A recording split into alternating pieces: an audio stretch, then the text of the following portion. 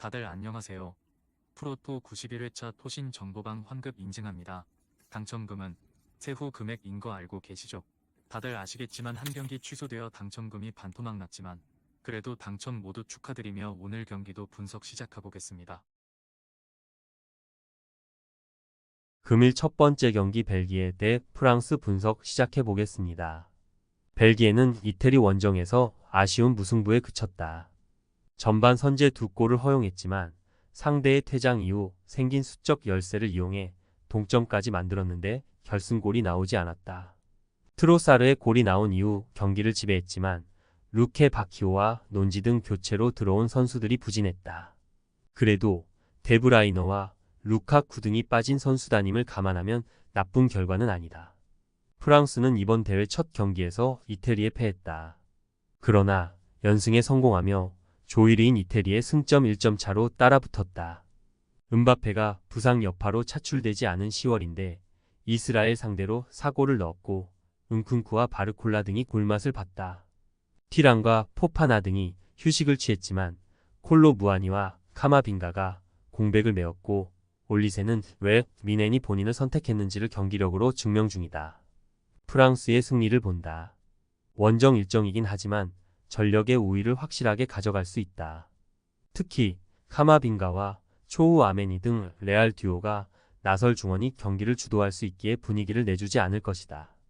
티란과 덤벨레, 올리세의 스리톱이 홈팀 수비를 몰아칠 프랑스가 3연승에 성공할 것이다. 금일 두 번째 경기 독일 대 네덜란드 분석 시작해 보겠습니다. 독일은 보스니아 원정에서 승리하고 단독 1위로 뛰어올랐다.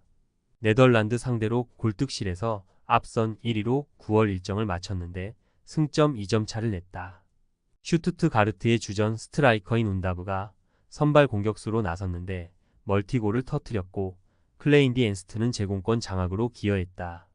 베테랑 볼란치 듀오인 안드리와 그로스의 경기력도 안정적이었기에 조 1위를 노리고 있다. 네덜란드는 헝가리 원정에서 경기 내내 상대를 압도했지만 원하는 승점 3점을 따내지 못했다. 둠프리스의 골이 나왔고 저크지와 시몬스 등이 공격을 주도했는데 추가골이 안 나왔다. 게다가 팀의 주장이자 수비진의 핵인반 다이크가 퇴장당하며 이 경기에 결장하는 악재도 생겼다. 드브리와 데 리우트가 선발 센터백 듀오로 나서 독일과 맞서야 한다. 독일의 승리를 본다. 네덜란드는 시몬스와 각포, 저크지의 스리톱이 매우 위력적으로 홈에서 독일 상대로도 좋은 경기를 했었다. 그러나 이 경기는 원정이고 반 다이크가 없다는 부담이 크다. 안드리의 수비 지원 아래 비르츠와 그나브리가 측면과 중원을 오가며 기회를 만들 수 있을 독일이 승리할 것이다. 금일 세 번째 경기 에스토니아 대 스웨덴 분석 시작해 보겠습니다. 에스토니아는 지난 주말 홈 경기에서 아제르바이잔을 잡고 대회 첫 승을 올렸다. 승격보다는 안정적인 잔류를 우선으로 하고 출전한 이번 네이션스 리그인데 나름 원하는 결과를 냈다. 야코 블레프와 비아시 등 측면 공격수들이 역습 상황에서 빠른 발로 상대를 넘어섰고 아인살루의 중원 존재감도 안정적이었다.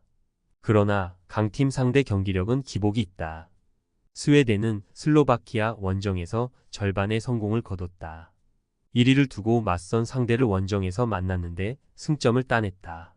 그로 인해 골득실에서 앞선 1위를 유지하며 이번 원정에 나설 수 있다. 뉴캐슬의 스트라이커인 이삭이 빠졌지만 켄 세마와 쿨루셉스키 등이 베커스를 잘 지원했고 셀토스의 공격 가담도 원활했다. 스웨덴의 승리를 본다. 에스토니아의 홈이지만 스웨덴의 화력 쪽으로 무게감이 쏠린다. 아야리와 칼스트롬 등 중앙 미드필더진이 공격 상황에서 적극적으로 라인을 올리며 상대에 부담을 줄 수 있고 쿨루셉스키와 엘랑가, 라르손이 공격을 주도할 스웨덴이 승리할 것이다. 금일 네 번째 경기 웨일스 대 몬테네그로 분석 시작해 보겠습니다. 웨일스는 지난 주말 아이슬란드 원정에서 무승부에 그쳤다. 손흥민의 팀 동료인 브레넌 존슨과 전 리버풀 소속이었던 해리 윌슨의 전반골로 앞서갔는데 후반 연달아 골을 내주고 말았다. 벤 데이비스와 조 로돈 등 경쟁력 있는 수비진이 상대의 공간 침투를 저지하지 못했다. 그래도 1위인 튀르키예와 승점 차가 2점에 불과하고 이번 경기 결과에 따라 순위를 바꿀 수도 있다. 무어와 보드헤드, 브레넌 존슨 등이 3톱으로 홈에서 적극성을 띨 것이다. 몬테네그로는 강등이 유력해지고 있다. 앞서 열린 3경기에서 단 한 골에 그쳤고 승점을 한 점도 뽑아내지 못했다. 지난 주말 경기에서는 튀르키예에 완패했는데 크리스토비치와 요베티치의 투톱에게 좋은 패스가 전달되지 않았고 무고사도 크랙으로 역할을 하지 못했다.